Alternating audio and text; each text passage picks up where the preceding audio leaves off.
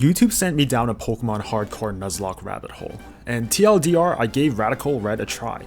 True to its reputation, even though I was playing with no restrictions and a bunch of QOL cheats on, I was still basically on life support and bleeding out starting from the first gym. Somehow, I limped my way to Elite 4, and this final hurdle might be one of the hardest, if not the hardest, gaming challenges I've ever faced. The thing with playing with no restriction is I can literally be as creative as I want. My box was unlimited, therefore my options were too, so I got to work to flex my imagination, and after cooking for an entire week, the strategy that I settled on was, let's see, Salaman's setup sweep? That's it? Yeah, I'ma be real, I got hard stuck at the drawing board. Part of it was because I refused to run 6 legendaries, and I really wanted to run with whatever I had in my box already. But the bigger part was probably because you can't create something that's smarter than you are. At best, I'm a casual Pokemon player that's watched way too many videos but played very little. Like, the only genre of Pokemon I've taken semi-seriously was Crystal Key Item Rando, but that's not really applicable here. You just find a good Pokemon, you go set up, and then you sweep. Wait, that's it! Why don't I just pick a sweeper with a good setup move and build from there? The Salamence I picked up in Victory Road was the easy candidate. It's a pseudo-legendary with access to Dragon Dance, probably one of the best setup moves in the game. Its hidden ability Moxie means Mence is fast to set up and fast to snowball as well. This could be a rare instance where base Mence might be better on paper than its Mega form. Is it the best sweeper? Probably not best in slot, but it's sure as hell good enough to build on. Running through the calcs briefly, Mence can outspeed the entire E4 with just 2 D-Dance, and blast through most of the threats with 1 Moxie proc on top of that. This is a good start as any, I can work with this, but it's only 1/6 of the way there. E4 isn't gonna let Mence set up for 2 turns twiddling their thumbs, so the rest of the team will need to make that happen. The first consideration is the lead Pokemon, or the one who's gonna set up Salamence to safely switch in. Good old reliable Yawn was my pick. Prankster Mailstick was probably the candidate for this. With a Sash, I can guarantee a Fake Out and Yawn and a utility move before sacking itself to get Mence in. Ultimately, sleep turns are probably the most reliable way of getting Mence in, setting up DD, while avoiding some of the criterias that may trigger that crazy Switch AI. So that's 2. But 2 Pokemon can't get me through all 5 battles. The Switch AI is crazy. Lorelei is a double battle, and the other bosses pick one of 2 teams. The rest of my 4 slots need to be candidates that can pick up the slack and steer if the cat lizard 2-piece falls short. And spoiler, there are a lot of steering and improv. Golisopod is a no-brainer. It's a wall that pivots with emergency exit and hits like a truck no less. It can set up spikes, it can knock off items, it has stat lowering moves, it has priority attacks, it could probably even do my taxes if I asked it to. I also wanted to bring a fairy type. Dragons are plentiful in this E4, so having something that lets me pivot in and nuke a dragon will be critical. I went with Screamtail, a do-it-all mon that goes crazy with photosynthesis active. I'm also bringing my starter base Typhlosion with me. Mono Fire itself may not be the most versatile type, but it covers a lot of Salamence's common obstacles, namely Steel and Ice. In Radical Red, it's got a new ability called Blazing Soul, giving fire moves priority at full HP. This guy will run wild on Lorelei's Snow team, which is confirmed, as well as some pesky steel types that may switch in at the wrong time. For my last slot, I wanted to bring a backup DPS. It was a toss-up between Sneasler or Urshifu Water. I went with Urshifu. As much as Sneasler is fast and playing Dire Claw Lottery is fun, E4's got one too many steel types for comfort. I hear Urshifu is busted as well, so I wanted to give it a try. And with my 6 settled, it's time to get bodied. This fight took me the longest to prepare for, because I really don't understand how Lorelei AI works. I have answers to every one of her threats, but without knowing how she'll switch them in and out, it's going to be steering from turn 2. The battle opens with Ninetales expanding its domain to set the weather to snow. Slush Rush Choice Scarfed Glaceon is ready to rip some fast, sure-hit blizzards in your face. I've got the perfect counter in my Cat Badger combo though. Meowstick fakes out one side, while Typhlosion incinerates the other. In my original planning, I wanted to do some fancy 200 IQ play to lock Glaceon into Earth Power or something, but you know what, you never know with this AI. The right play is not to play with fire, so the snow stops now and the opening duo dies. The washing machine came in for Ninetales, and it doesn't see a kill into either slot, and definitely not with the sun up now. It will be a random move into either, and I'm hoping it goes into the cat, just so I can preserve Blazing Soul and Typhlosion, but I got unlucky. Excalibur comes in and sees a kill with Glaive Rush on both slots, so this gives me a free switch to Screamtail. But it goes for Protect? Meowstic yawns into Rotom just to mitigate the pesky moves that it packs. In return, Rotom hits a T-Bolt Paralyze, which is unfortunate, but I can live with this. Meowstic at this point basically performed its task and is just there baiting kill moves now. Screamtail summons the power of the moon while in harsh sunlight somehow and hits a chunky Moonblast on Baxcalibur, and the cat goes down to Glaive Rush in return. Screamtail manages to dodge the para on another T-Bolt before the washer finally going to sleep. I anticipate Lorelei will haul the unplugged washing machine out, so I preemptively drop the Golisopod First Impression into the slot.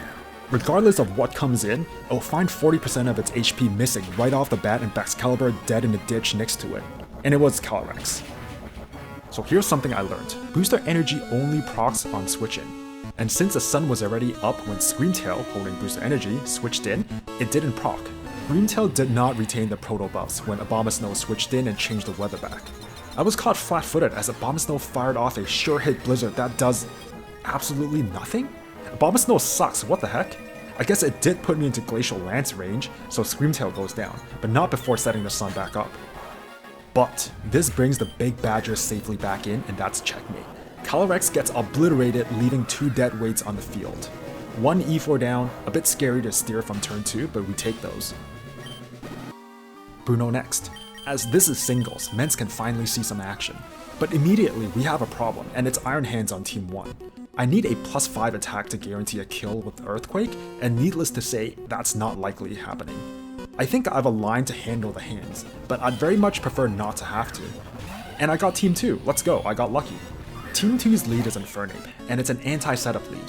This may sound like a natural counter to Salamence setting up with D-Dance, but here's the thing. The monkey wants to do 2 things, and it won't do anything else until both of them are accomplished. It wants to taunt first, and it wants to set up Stealth Rocks second.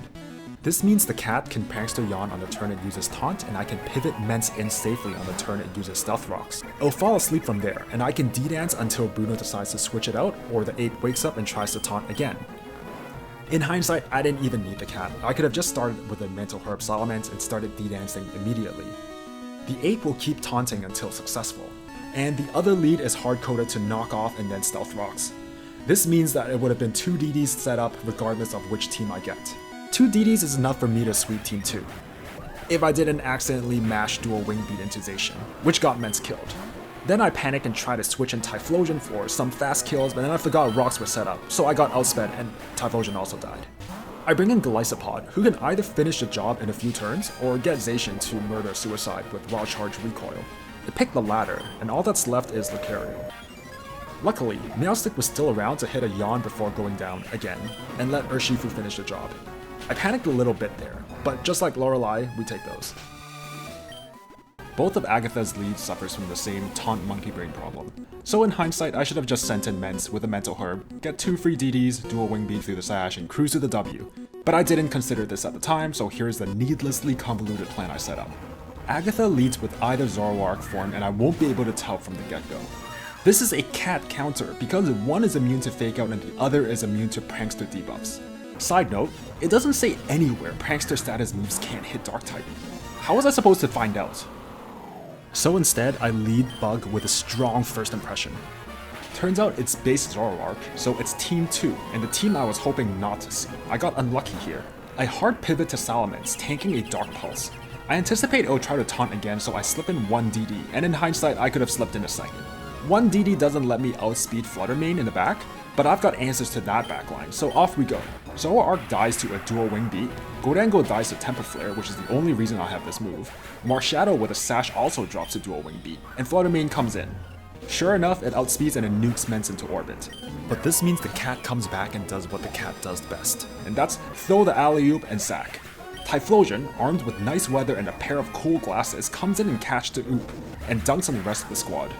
Shoutouts to Qianpao though, it had Ice Shard, a quad effective priority move that would have absolutely stopped Mence dead in its track, but it chose not to switch in after the Zoroark went down. Lance next. If the lead is Aerodactyl, I can set up safely with Mental Herb. The other lead is Garchomp, who doesn't taunt but instead tries to roar you. I've got a strategy to get around that, but the preference is obviously to get Team 1 and abuse the Monkey Brain Taunt AI. Luckily, it's Aerodactyl, and the first part of the fight goes swimmingly. Mence was even +6 attack when Dialga came in, and that's when Hubris got the better of me. I was so sure +6 was guaranteed Oko that I clicked Earthquake instead of following my line. There were two things I completely disregarded. Due to primal armor neutering super effective moves, I should be clicking Stab Dragon Claw for a pretty good range to kill. Furthermore, I brought Scream Tail just for this matchup, and the line should have been switching to Scream Tail with an Encore to lock Dialga into a Dragon move, which Scream Tail has immunity to. But alas, Mence goes down and it was steering from here on out. Luckily, Dialga was weak enough for Golisopod to finish with the first impression. Lance brings his own set of sweeper Mence that outspeeds and can sweep my entire team. But what I did have was attrition and a cat.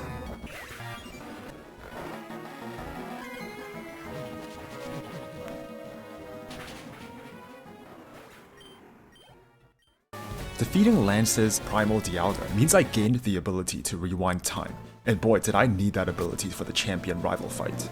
His lead Pheromosa will always U-turn on Meowstic as it sees the kill. Maybe it's hard-coded to do that, who knows. But the bottom line is, the plan is to survive with a Focus Sash, yawn whoever is switching in, and tank a mood with Golisopod, triggering emergency escape or eject button to get Mence in for 2 turns of DD. This plan works on everyone except for Koraidon switching in, for 2 reasons. Koraidon holds a Lum Berry which will cure sleep, and Koraidon has Swords Dance, and it will always use it since it doesn't see an Oko on Golisopod. And it just so happens that in every safe future that I peeked into, Koraidon switches in every single time. Golisopod can knock off the Lum Berry, but without a way to force a switch into Mence that turn, I can get a max of 1 DD at most. This doesn't get me through Yveltal, and it leads me to wipe every single time. I replay the scenario time after time, prodding and poking at every different possible sequence, but every future leads to a wipe. I desperately look through my bag to find something, maybe something could give me the edge or just enough juice to Oko Yveltal, but I couldn't find it. So maybe I was wrong. Maybe Mega Mence did have a use here. I mean, I just experienced it with Lance after all, so I decided to give it a shot. I replaced Dual Wing Beat with Return.